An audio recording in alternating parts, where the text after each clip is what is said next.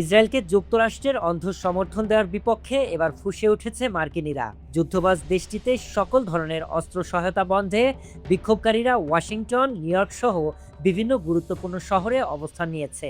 আন্তর্জাতিক সংবাদ মাধ্যম রয়টার্সের তথ্য মতে সোমবার নিউ ইয়র্ক পুলিশ অন্তত ৯০ জন আন্দোলনকারীকে আটক করেছে। তবে আন্দোলনকারীরা বলছেন এই দমনপীড়ন তাদেরকে থামাতে পারবে না। এই বিক্ষোভ নতুন কিছু নয়, অতীতেও একই ইস্যুতে একাধিকবার মার্কিন নাগরিকরা রাস্তায় নেমেছে। তবে সমালোচকদের দাবি, ট্রাম্প প্রশাসন এসব আন্দোলনের প্রতি বরাবরই উদাসীন ছিল এবং ইসরায়েলকে সমর্থন দেওয়ার নীতিতে অনড় থেকেছে। এমনকি ট্রাম্প প্রশাসনের আগের টার্মেও যুক্তরাষ্ট্রের পররাষ্ট্রনীতিতে একতরফা সিদ্ধান্ত গ্রহণের অভিযোগ উঠেছিল। সম্প্রতি এই নীতির ফলেই দেশটি ইরান যুদ্ধে জড়িয়েছে এবং যুক্তরাষ্ট্রের আন্তর্জাতিক ভাবমূর্তিও প্রশ্নবিদ্ধ হয়েছে।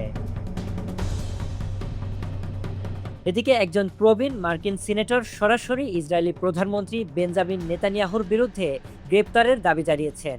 একই সাথে তিনি ট্রাম্পের তীব্র সমালোচনা করে বলেন, একজন প্রেসিডেন্ট হিসেবে তার কর্মকাণ্ড যুক্তরাষ্ট্রের সংবিধান ও গণতান্ত্রিক মূল্যবোধে পরিপন্থী।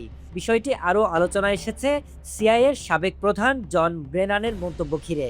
তিনি ট্রাম্পকে মানসিক ভারসাম্যহীন বলে তিরস্কার করেছেন।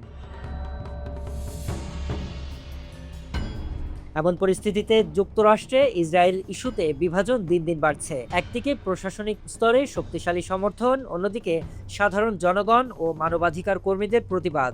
এই দ্বৈত অবস্থান ভবিষ্যতে দেশটির নীতি নির্ধারণে বড় ধরনের প্রভাব ফেলতে পারে। ইতিমধ্যে অনেকেই ট্রাম্পের বিরুদ্ধে অভিশংসনের দাবি তুলেছে, যদিও তা বাস্তবায়ন রাজনৈতিকভাবে জটিল। তবে যুক্তরাষ্ট্রে ইসরায়েল নীতি ঘিরে যে অস্থিরতা তৈরি হয়েছে তা শুধু অভ্যন্তরীণ রাজনীতিতে নয়, বৈশ্বিক কূটনীতিতেও গুরুত্বপূর্ণ প্রভাব ফেলছে, যার প্রমাণ ন্যাটো দেশগুলোর মধ্যে স্পষ্ট মতবিরোধ। শরীফ রাহাত, আগামীর সময়।